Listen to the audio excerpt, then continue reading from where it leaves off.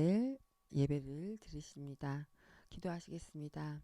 하나님 감사합니다. 오늘 우리가 예수의 이름으로 모여서 이 월요일 첫 시작을 예배로 드립니다. 하나님 오직 주님의 은혜만을 구합니다. 오직 주님만을 바라봅니다. 감사하며 예수 그리스도의 이름으로 기도 올려드렸사옵나이다. 아멘. 찬송으로 보답할 수 없는 찬양하시겠습니다.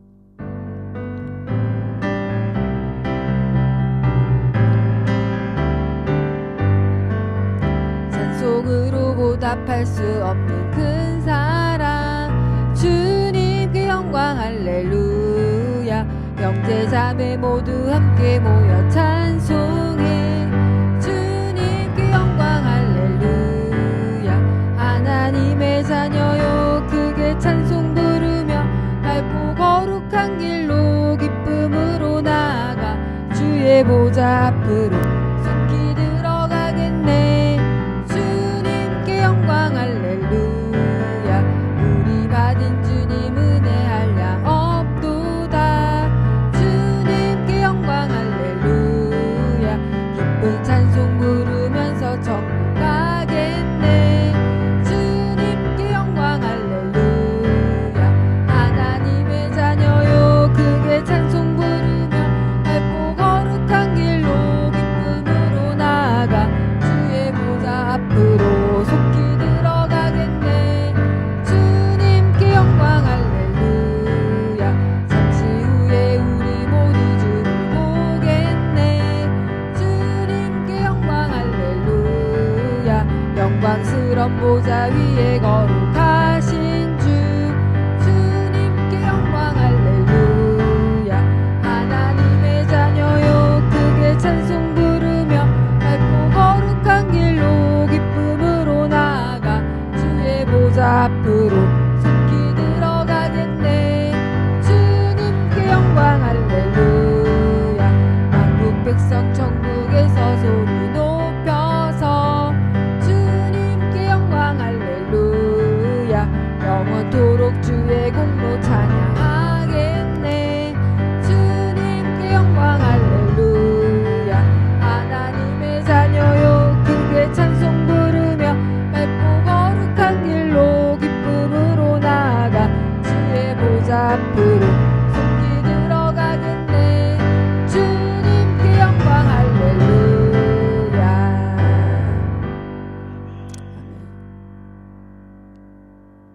하나님의 마음 찬양하시겠습니다.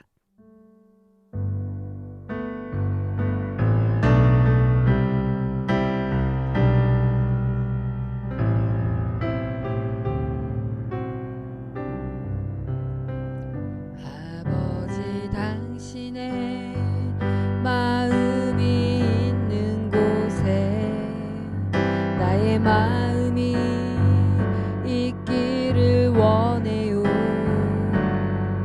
아버지 당신의 눈물이 고인 곳에 나의 눈물이 고이길 원해요. 아버지 당신이 바라보는 영혼에게 나의 두 눈이 향하길 원해요. 아버지 당신이 울고 있는 어두운 땅에 나의 두 발이 향하길 원해요. 나의 마음이 아버지의 마음 알아. 내 모든 뜻 아버지의 뜻이 될 수 있게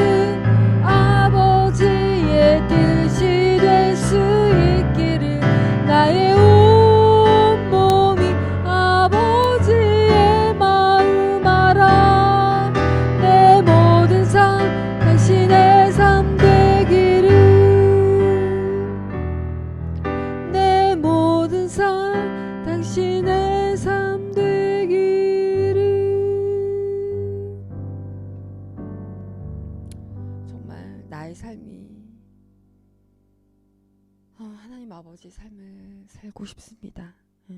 저와 같은 고백이 오늘 함께 드려지는 찬양이었는 줄 믿습니다. 우리는 오직 하나님만, 그 하나님만 마음만 원하고 바라고 기도하는 정말 하나님이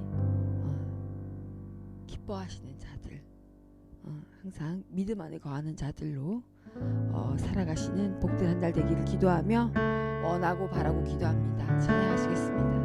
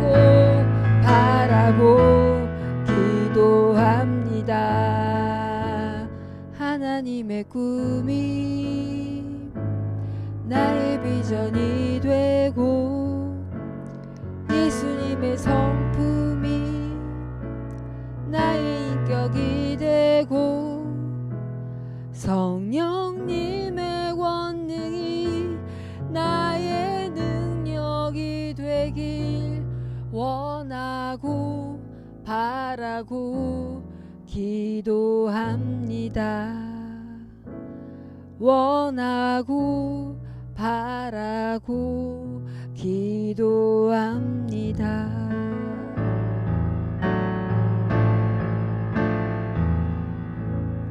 이 모든 것 살아계신 예수 그리스도로 받들어 기도 올려드렸사옵나이다. 아멘. 이 시간 우리 신앙 고백으로 사도신경을 올려드리겠습니다. 전능하사 천지를 만드신 하나님 아버지를 내가 믿사오며 그 외아들 우리 주 예수 그리스도를 믿사오니 이는 성령으로 잉태하사 동정녀 마리아에게 나시고 본디오 빌라도에게 고난을 받으사 십자가에 못 박혀 죽으시고 장사한 지 사흘 만에 죽은 자 가운데서 다시 살아나시며 하늘에 오르사 전능하신 하나님 아버지 우편에 앉아 계시다가 저리로서 산자와 죽은 자를 심판하러 오시리라. 성령을 믿사오며 거룩한 공예와 성도가 서로 교통하는 것과 죄를 사해 주시는 것과 몸이 다시 사는 것과 영원히 사는 것을 믿사옵나이다. 아멘.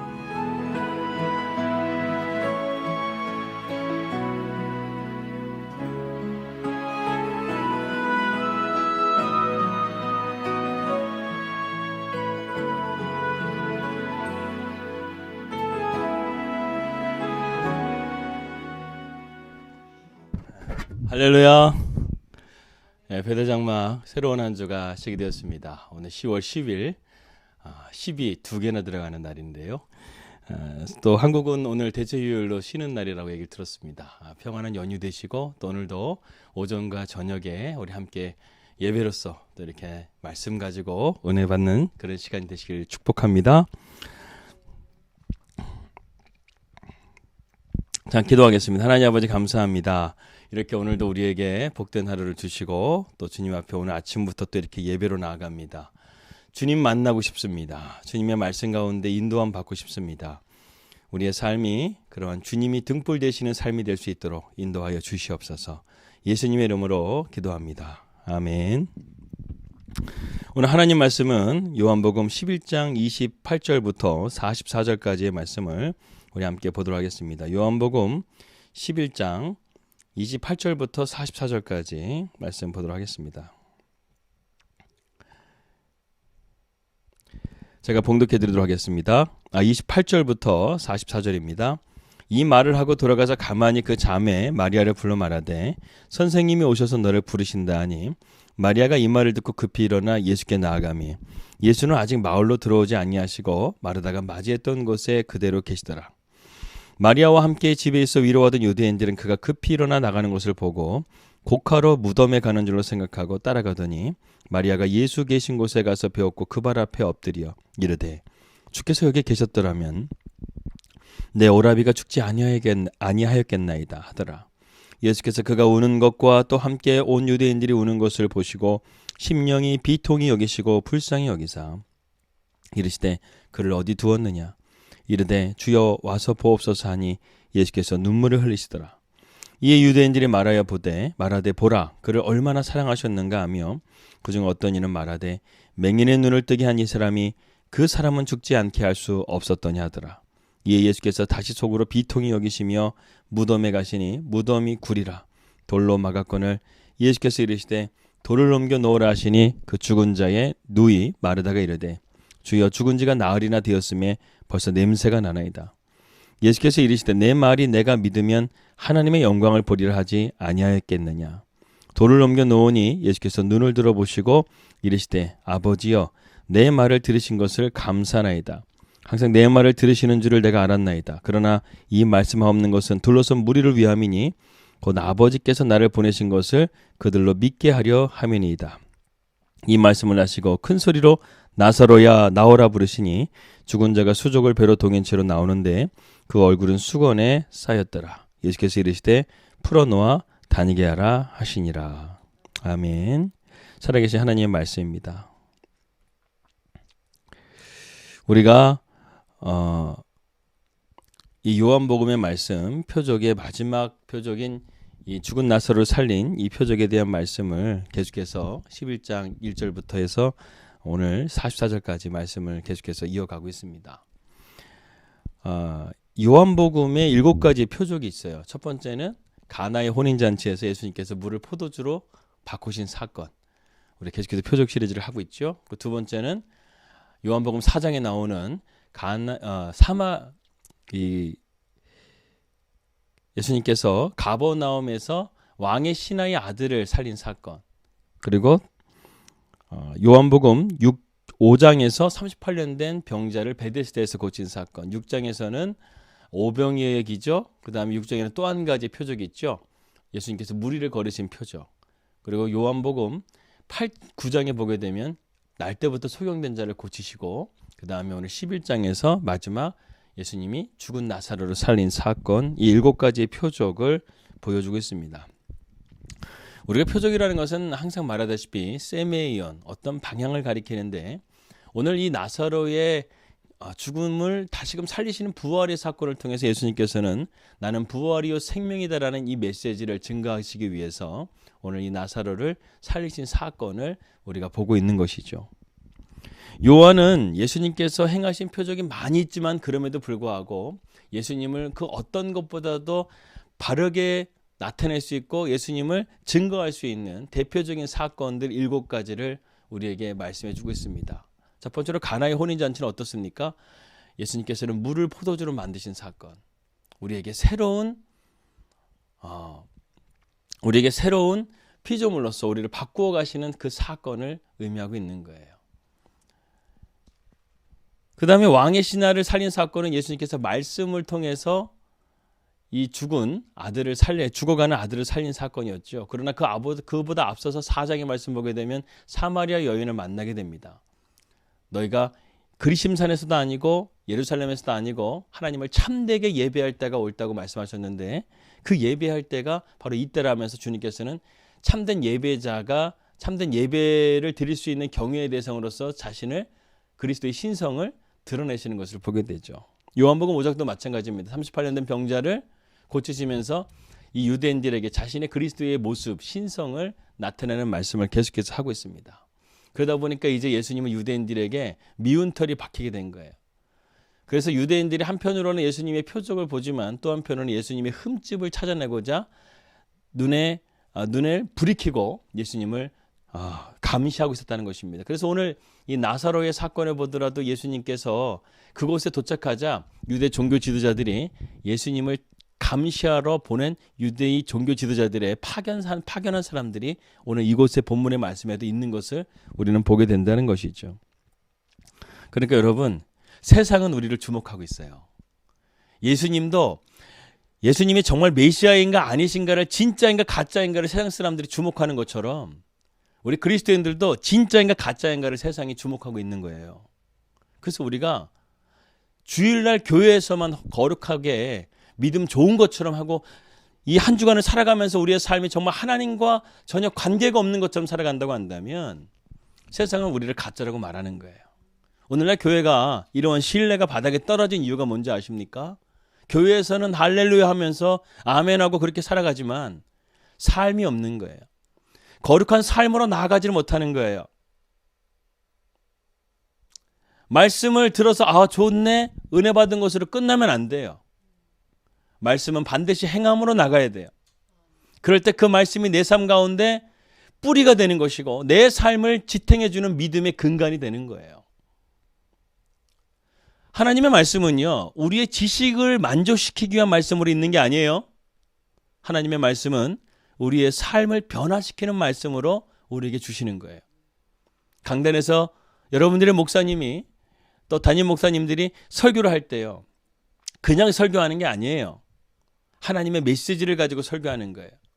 그러면은 하나님의 양이라고 한다면 그 말씀을 듣고 하나님께서 우리에게 이렇게 살기를 원하시는 것이구나, 우리가 믿음으로 살기를 원하시는 것이구나, 이렇게 우리가 믿고 믿음으로 나아가야 된다는 것입니다.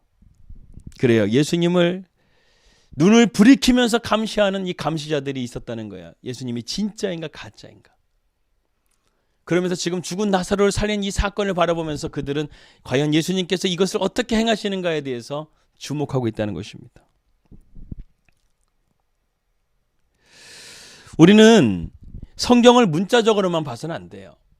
성경을 문자적으로 보게 되면 우리는 이 말씀의 깊이를 이해할 수가 없어요. 그래서 성경은 뭐라고 말합니까? 계시의 말씀이라고 그래요. 계시는 밝히 드러내는 말씀이에요.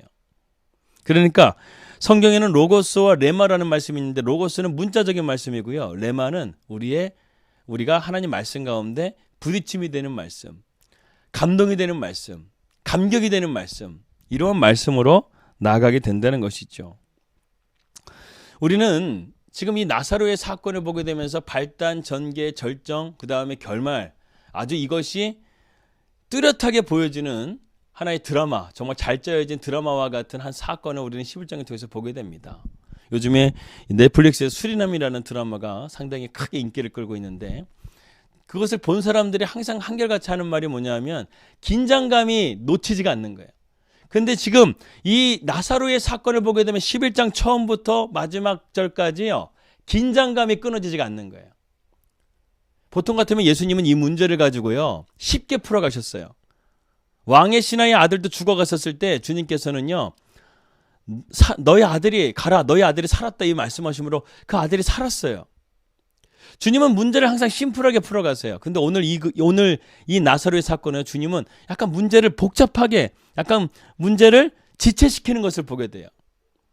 그래서 예수님께서 이 나사로가 죽었다는 소식을 들었을 때 그가 죽은 것이 아니라 잔다고 말하면서 여유를 부리시는 것을 보게 돼요.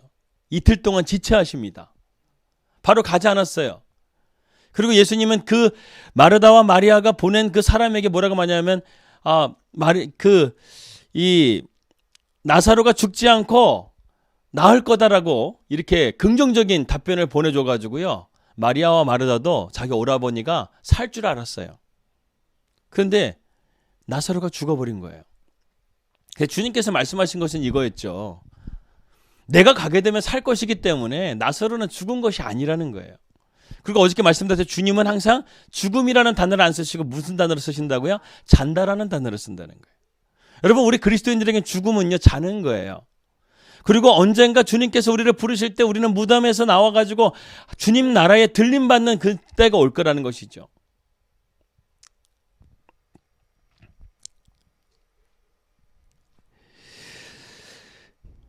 이 죽음에 대한 부분들, 우리가 죽게 되면 바로 천국에 가게 되지만 최후의 심판 때는요, 우리의 육신이요, 다시금 무덤에서 다시금 나와가지고 하나님 앞에 심판을 받고 우리는 하나님 앞에 들림받아 천국으로 들어가게 되는 완전한 구원이 있어요. 이것은 좀 복잡한 이야기이기 때문에 나중에 시간이 되게 되면 말씀을 드리도록 하겠습니다. 이 백보자 심판이라든가 두 번째 심판, 두 번째 부활, 이러한 부분들이 성경의 요한계시를 보게 되면 복잡한 교리적인 이야기이기 때문에 이 부분을 좀 생략하고 오늘은 이 나사로의 죽음에 대해 부활에 대해 초점을 맞춰서 여러분들과 말씀을 나누려고 합니다. 이 나사로의 죽음은 하나님의 영광의 때를 위한 죽음이라는 것이죠. 그래서 주님께서는 지체하시면서 이 초반부터 상당히 긴장감을 줍니다. 왜 지체하셨을까? 우리에게 질문을 던져요. 그러면 주님께서는요, 이틀 동안 있으면서 가만히 계시다가 또 갑자기 하나님의 때가 되었다고 하면서 우리가 나사로에게 가자. 나사로가 죽었다 하면서 나사로가 죽은 다음에 예수님은 움직이기 시작하십니다. 뭔가 의도적으로 움직이셨다는 것이죠. 그래서 예수님이 도착했다는 벳세다 입구에서 도착하셨다는 이야기를 듣고 마리아에게 잠깐 이 문상객들을 맡긴 다음에 마르다가 주님을 찾아가게 되죠. 그러면서 주님에게 똑같은 말을 합니다. 오늘 마리아도 똑같은 말을 했지만 주님이 여기 계셨으면 내 오라비가 죽지 않았을 것입니다. 하지만 주님께서 이제라도 원하시면 역사를 이루실 것을 믿습니다 하면서 이렇게 말하자 예수님께서 뭐라고 말씀하시냐면 내 오라비가 다시 살 것이다 이렇게 말했지만 이 마르다는 한 번도 이 예수님께서 부활하신 그 부활의 의미를 보지 못했기 때문에 확실한 믿음을 가지고 고백했던 것이 아니에요. 그러나 주님께서는 지금 나사로를 살리기 위해서 지금 나사로의 집으로 나사로의 무덤으로 가고 있는 과정입니다. 그러자 마리아가 예수님이 왔다는 소식을 듣고 부랴부랴 달려가서 예수님 앞에 엎드려서 똑같은 말을 해요. 주님이 여기 계셨으면 죽지 않았을 것입니다. 여러분, 이 말씀이 우리에게 오늘 도전이 되길 바랍니다. 우리가 어떠한 환난과 어려움이 있다 할지라도요, 주님이 내 안에 계시면 그 환난과 어려움이 우리를 해하지 못한다는 거예요. 그러나 중요한 것은 주님이 계시지 않게 되면 우리는 이러한 세상의 죽음과 이러한 세상의 환난과 어려움에서 우리는 보호받지를 못해요. 그러나 주님이 계시고 주님이 들어오시면 이 문제는 해결되는 거예요. 그래서 주님이 이 나사로의 초상집으로 가시니까 나사로를 살리게 되자 무엇이 됩니까? 초상집이 잔치집이 되는 거예요. 기쁨의 잔치집이 되는 거예요. 그렇기 때문에 우리는 주님을 놓쳐서는 안 돼요.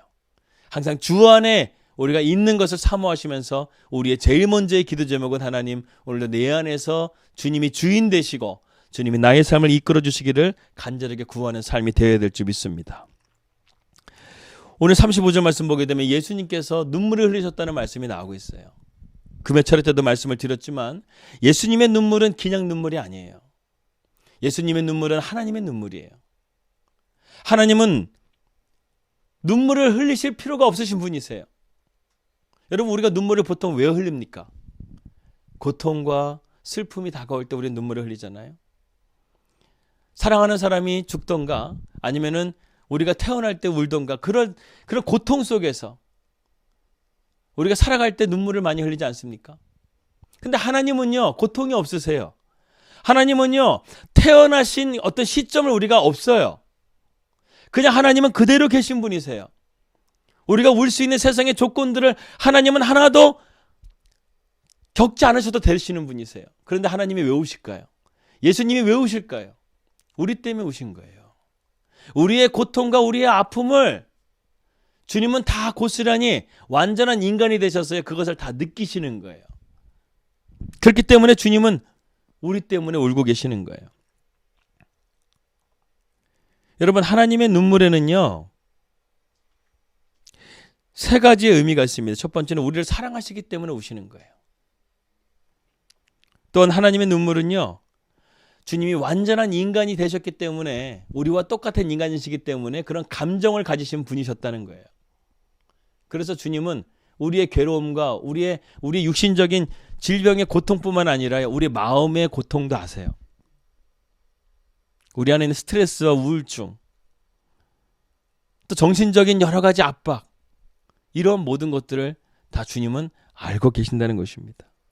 그리고 예수님은요, 우리를 존귀한 자로 여기신다는 거예요. 가치가 없으면은 그 사람을 위해서 울겠어요? 여러분, 사랑하는 사람이 부모님이 죽게 되면 안 우는 자식이 어디 있어요? 부모님을 너무나 사랑하는 자녀들은 부모를 위해서 눈물을 흘려요. 왜? 부모는 나에게 가치가 있기 때문에. 예수님은 우리가 그러한 존귀한 가치가 있기 때문에 우셨다는 거예요. 여러분, 오늘날 교통사고보다 자살하는 사람들이 더 많다고 합니다. 왜 그럴까요? 그들은 자기가 살 가치가 없다고 생각하기 때문에 자살하는 거예요.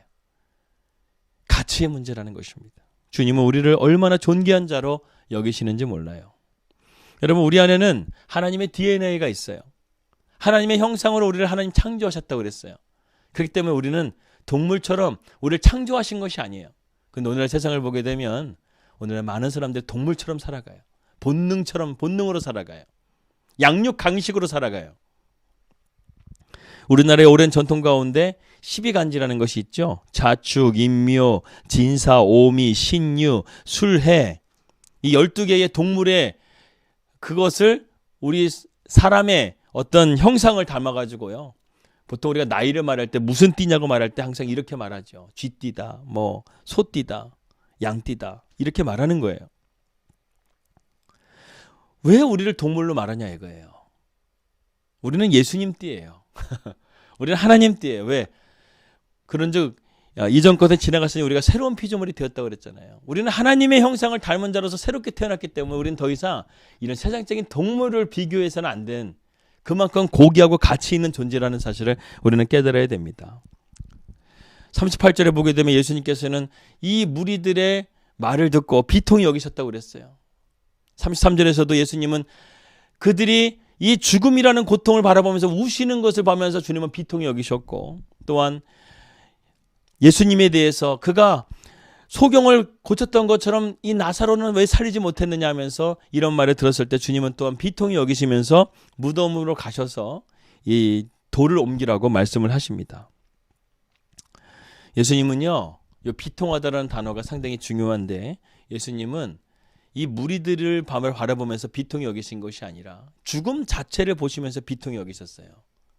우리의 질병, 우리의 저주, 우리의 고통, 우리의 죽음, 이러한 것들은 다 무엇으로 다 들어온 것이죠? 이 세상에? 죄로 들어온 거예요. 주님은요, 이 죄에 대해서 심판하시기 위해서 이 땅 가운데 오신 거예요. 이 죄의 문제를 해결하시고 사망의 문제, 저주의 문제, 고통의 문제, 우리의 질병의 문제, 이 모든 것들을 해결하시기 위해서 주님은 이 땅 가운데 오신 거예요. 그래서 비통히 여기셨다는 단어가 분노하다라는 단어로 또 쓰입니다. 무슨 말입니까? 주님은 지금 이 죽음이라는 거 앞에서 분노하고 있는 거예요. 죄라는 것을 통해서 분노하고 계시는 거예요. 죄와 질병과 고통과 저주, 이것에 대해서 주님은 분노하시면서 즉 주님께서 이것을 깨트리시고자 이 땅 가운데 오셨다는 사실입니다. 그래서 고린도서 15장 55절 말씀 보게 되면 바울은 이렇게 말하죠. 사망아 너의 승리가 어디 있느냐? 사망아 내가 쏘는 것이 어디 있느냐? 여러분, 우리는 주님을 닮아가야 돼요.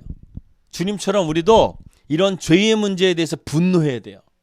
우리는 질병과 고통과 죽음과 저주의 문제 가운데서 우리는 이 모든 것들을 분노하고 선포하고, 사망아 너희 쏘는 것이 어디 있느냐?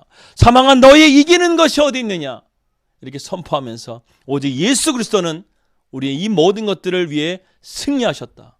그 주님을 붙들고 우리가 믿음으로 승리해야 될 줄을 믿습니다. 그래서 우리는 이렇게 선포해야 돼요. 질병은 떠날지어다. 저주야 떠날지어다. 모든 사망은 떠날지어다. 이렇게 우리가 승리하며 선포할 수 있는 저와 여러분들이 되시기를 주님의 이름으로 기도합니다. 이제 주님께서 돌을 옮겨 놓으라 무덤 앞에서 이렇게 말씀하십니다. 시체 썩는 냄새가 났다고 지금 마르다는 고백하고 있죠. 여러분, 돌을 옮기다는 말도 우리에게 중요한 의미가 있어요. 주님이 하실 일이 있고 우리가 해야 될 일이 있어요. 한 주간 동안 살아가면서요, 우리가 일상의 삶을 살아가는 것이요, 바로 우리가 해야 될 일이에요. 우리는 일상의 삶을 최선을 다해서 살아가는 거예요. 그 일이 어떤 일이 되었든, 작은 일이든 큰 일이든 하나님께서 나에게 맡겨주신 일이라고 한다면 그것을 최선을 다해서 하는 것이 우리가 해야 될 일이라는 거예요. 그럴 때 하나님께서는 그 가운데 복을 내려주시고 기적을 베풀어 주시는 거예요. 돌을 옮겼다라는 것, 주님께서 능력이 없으셔가지고 이 사람들을 쓰셨겠어요? 주님 말 한마디면 돌도 순식간에 옮길 수 있는 거 아니겠어요? 히어로 영화 보게 되면 슈퍼맨 보십시오. 그냥 손 하나 까딱하는데 돌이 날아가 버리잖아요. 주님께서 그런 능력이 없었겠어요? 홍해를 가르시는 하나님이신데,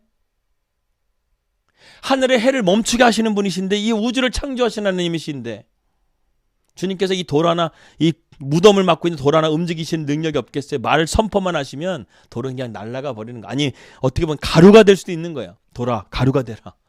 그러면 가루가 되는 거예요. 그런데 주님께서 사람을 통해서 이 돌을 옮기라고 했던 것은 우리에게 우리가 해야 될 일이 있고 주님이 하셔야 될 일이 있다는 사실을 우리에게 말씀하고 있다는 것입니다. 40절 말씀 보게 되면 이 마르다가 믿음 없이 주여 나흘이 지났습니다, 냄새가 납니다 말하자 주님께서 이렇게 말씀하십니다. 마르다야, 내 말을 내가 믿으면 하나님의 영광을 보리라 내가 말하지 않았느냐. 그런데 왜 믿음 없이 또 이렇게 말하느냐, 이렇게 얘기하는 것이죠. 우리가 어제 말씀 보았다시피 마르다는 어저께 주님의 말씀을 듣고 내가 믿습니다라고 고백했던 여인이었어요. 근데 불과 반나절도 지나지 않아서, 몇 시간도 지나지 않아서 지금 주님이 이 나사로가 살 것이라고 나사로를 살리시라고 돌을 옮기니까 주님 죽었습니다고 말리고 있는 여인이 마르다였어요. 마르다가 만약에 주님의 이 말씀을 듣지 않았다고 한다면 우리는 그럴 수 있구나 생각할 수 있을 거예요.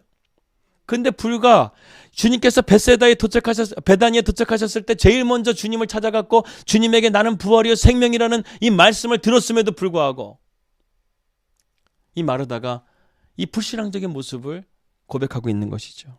근데 여러분, 우리는 마르다를 보면서요 위로를 느껴요. 왜냐하면 오늘 이러한 마르다와 같은 모습이 저와 여러분들의 모습이라는 것이죠.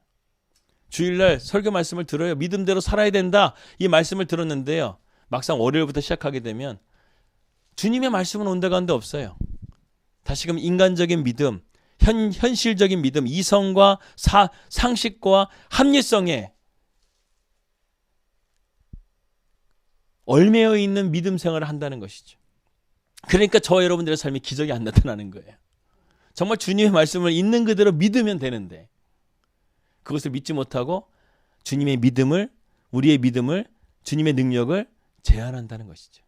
그 인간적인 믿음은 제한적인 믿음이에요. 왜? 인간의 한계를 뛰어넘지 못하는 것이기 때문에 기적이 일어날 수가 없어요. 그러나 은혜로 말미암는 믿음을 가진 사람은요, 내 능력은 이거밖에 안 되지만 하나님이 하시면 된다라는 이 믿음으로 기적이 나타나는 삶을 살아가는 거예요. 여러분, 기적이 있다고 해서 사람들이 믿음을 가지게 될까요? 아니에요. 민수기 14장 22절 말씀 보니까요, 나의 영광과 애국과 광야에서 행한 나의 이적을 보고도 이같이 10번이나 나를 시험하고 내 목소리를 청정하지 아니한 그 사람들. 여기서 그 사람들이 누굴까요? 광야의 1세대들, 이스라엘 백성들이에요. 출애굽 세대들이에요. 그들은 하나님의 놀라우신 권능을 10번이나 보았음에도 불구하고 하나님을 시험하고 하나님 말씀 가운데 불순종했다. 우리가 표적이나 어떤 기적을 본다 해서 믿음 생기는 게 아니라는 것을 분명하게 말씀하고 있는 거예요. 그래서 이 말씀이 유명한 말씀이 있죠. 신명기에 나오는 말씀. 사람이 떡으로만 살 것이 아니요 살아계신 하나님의 말씀으로 산다는 거예요. 마귀 사탄이 예수님을 시험할 때 돌을 떡으로 만들려고 했습니다. 그러면 많은 사람들이 당신을 믿을 거 아니겠어. 대부분의 이스라엘 백성들은 피식민지로서 굶주려 가고 있고 가난하고 살고 있는데 그들에게 떡을 주면 사람들이 당신을 왕으로 삼지 않겠냐. 이렇게 말하자 주님께서 말씀하신 이 마귀를 이기시는 방법이 말씀이었어요. 이 말씀이었어요. 사람이 떡으로만 살 것이 아니라 살아계신 하나님의 말씀으로 살 것이라. 표적이 믿음이 될 수 없다. 믿을 때 표적이 일어나는 거예요. 그런 가운데서 오늘 41절 42절 말씀 보게 되면 예수님께서 이제 나사로에 나오라 하시기 전에 기도하시는 모습을 보게 돼요. 여러분, 예수님의 기적에는요, 항상 여러분 예수님의 기적에는요, 항상 앞서서 기도가 있었다는 사실을 기억하세요. 주님은 기도하시고 기적을 일으키셨어요. 이게 영적인 순서예요. 주님의 기적에는 언제나 기도가 있었다는 사실입니다. 그래서 오늘 41절과 42절 말씀 보게 되면 돌을 옮겨놓으니 예수님께서 기도를 하십니다. 예수께서 눈을 들어 우러러 보시고 이르시되 아버지여 내 말을 들으신 것을 감사하나이다. 항상 내 말을 들으시는 줄을 내가 알았나이다. 그러나 이 말씀을 하옵는 것은 둘러선 무리를 위함이니 곧 아버지께서 나를 보내신 것을 그들로 믿게 하려 함이다. 이렇게 말씀하고 있어요. 여기서 예수님의 기도 네 가지가 나와요. 첫 번째는 예수님은 겸손한 기도를 드렸어요. 주님도 능력이 있으셨지만 지금 하늘을 우러러봤다는 것은 무엇입니까? 아버지의 능력을 드러내고 있는 거예요. 자신의 능력을 드러내는 것이 아니라 이 시간 이것을 통해서 아버지 하나님께 영광을 돌리는 기도를 드리고 있는 거예요. 이것은 겸손한 기도예요. 두 번째로 예수님은 기도는 확신에 찬 기도예요. 지금 기도하면서 뭐라고 말씀하십니까? 항상 내 기도를 들으시는 줄을 내가 알았다 이거예요. 여러분, 우리의 기도는요, 확신의 기도를 드려야 돼요. 우리가 기도했다고 한다면 주님께서는 그 기도를 다 들으신다는 거예요. 그 다음에 예수님의 기도는 감사의 기도였어요. 항상 내 말을 들으시는 것을 뭐라고요? 감사한다 그랬어요. 여러분, 감사의 기도가 기적을 만들어냅니다.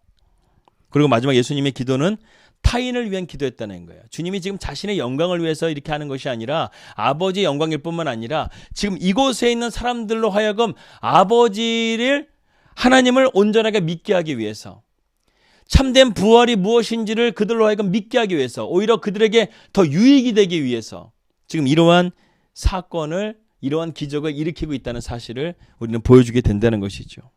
그래서 여러분 중보기도는요 하나님의 보좌를 움직일 수 있는 놀라운 기도예요. 그래서 우리가 하나님의 기도의 응답이요 나의 위에 나를 중심으로 한 기도 제목들은요 하나님께서는요 뜸을 들이세요. 우리가 정말 기도하는 기도 제목들, 개인적인 기도 제목들은요 하나님께서 우리의 믿음을 견고하게 세워가시기 위해서 강하게 만드시기 위해서 우리의 기도는 하나님께서 인내의 열매로서 맺어가게 해주세요. 그런데 중보의 기도는요 하나님이 거의 곧바로 들어주세요. 즉시로 들어주세요. 어떤 권사님께서 기도 제목을 요청하잖아요. 그러면 좀 그날에 한 2시간 정도, 1시간 정도 그분을 위해서 계속 기도하고 또 저희가 예배를 통해서 예배 끝나고 또 기도하고 그러다 보면요. 하나님께서 놀랍게 응답해 주시는 것들을 보게 돼요. 하루도 안 걸려요. 아니면 기도 딱 했는데 기도한 지 1시간, 2시간 만에 응답이 딱 되는 경우도 있어요. 중보기도의 능력이에요. 여러분 중보기도는 주님이 너무나 기뻐하시는 기도입니다. 이러한 주님의 기도를 통해서 이제 다 하신 이후에 주님은 이제 한마디만 하시면 되는 거예요. 한마디만 하면 이 사건, 나흘 동안 죽었던 나사로의 사건은 끝나요. 주님이 뭐라고 말씀하시죠? 이 말씀을 하시고 여기 중요한 것은요. 큰 소리로 부르셨다는 거예요. 큰 소리로 나사로야 나오라 이렇게 부르셨다는 것이죠. 주님은 기도하시고 지금 나사로에게 명령한 것이 아니라 나사로가 죽었는데 지금 어떻게 다시금 그 소리를 들을 수 있어요? 주님이 지금 명령하신 것은 누구에게 명령한 거예요? 사망에게 명령한 거예요. 죽은 시체가 무엇을 들을 수가 있겠어요? 근데 나사로가 죽어있는 그 영혼에게 나사로의 영혼을 붙잡고 있는 그 사망에게 주님 선포한 거예요.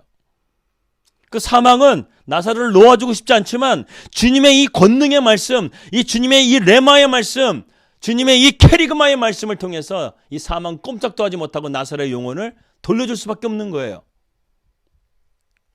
그래서 나사로의 영혼이 돌아오자 나사로는 그 당시에 팔레스타인은 뭐라고 합니까?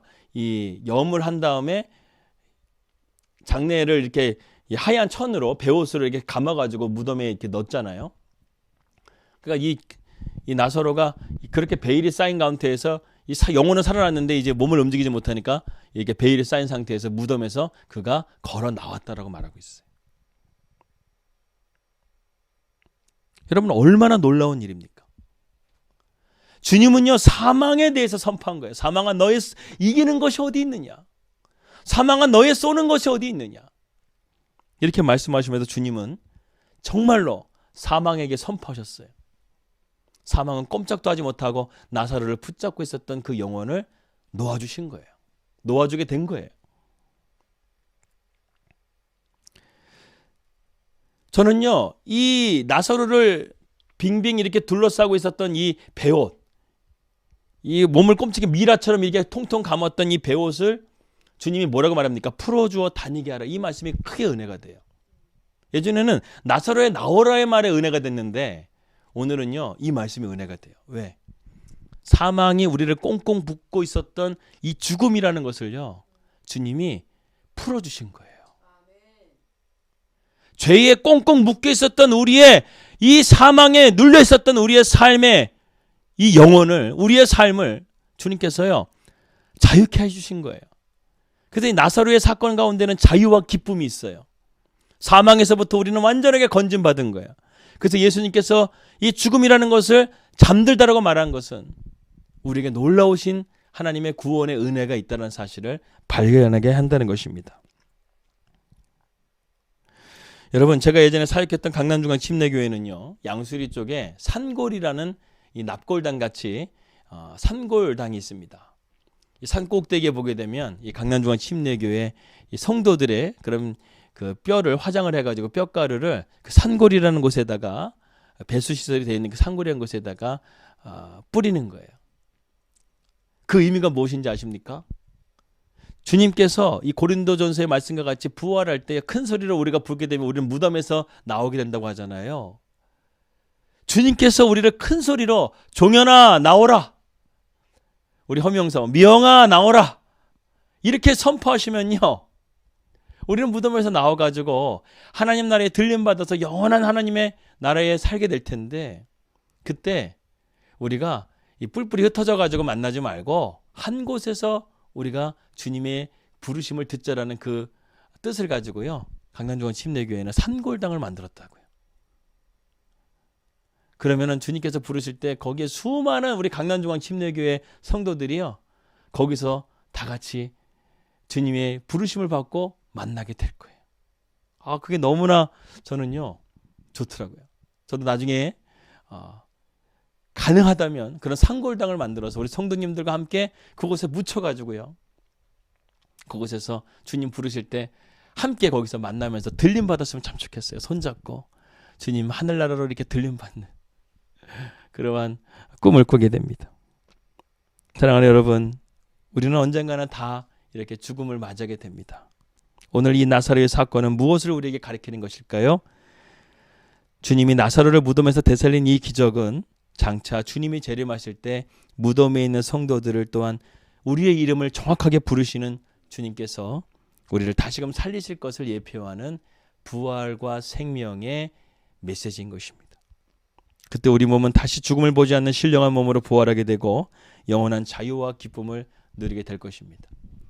기독교는 부활과 생명의 종교예요. 예수님께서 오늘 우리에게 보여주신 이 놀라운 사건을 기억하면서 우리의 삶 가운데 이러한 은혜가 넘치는 삶이 되시기를, 참된 자유와 기쁨이 넘치는 삶을 사시기를 주님의 이름으로 기도합니다. 기도하겠습니다. 하나님 아버지 감사합니다. 오늘 우리가 말씀을 통해서 부활과 생명에 대한 이 놀라운 메시지를 듣게 되었습니다. 주님, 우리를 주님께서 십자가에 달려 죽으심을 통해서 사망의 권세에서 우리를 건져내어 주신 주님의 은혜를 우리가 깊이 생각하며 우리가 훗날 이러한 주님 앞에 당당하게 주님께 칭찬받는 종이 되기 위해서 우리가 오늘의 삶을 최선을 다해서 살아가게 하시고 주님을 바라보고 믿음으로 승리하는 삶이 되게 하여 주시옵소서. 예수 그리스도의 이름으로 기도하였습니다. 아멘. 주기도문으로 예배를 마치겠습니다. 하늘에 계신 우리 아버지여, 이름이 거룩히 여김을 받으시오며 나라의 마옵시며 뜻이 하늘에서 이루어진 것 같이 땅에서도 이루어지이다. 오늘 우리에게 일로한 양식을 주시옵고 우리가 우리에게 죄진들을 사해 준 것 같이 우리 죄를 사해 주시옵고 우리를 시험에 들게 하지 마옵시며 다만 악에서 구원하옵소서. 대개 나라와 권세와 영광이 아버지께 영원히 있사옵나이다. 아멘.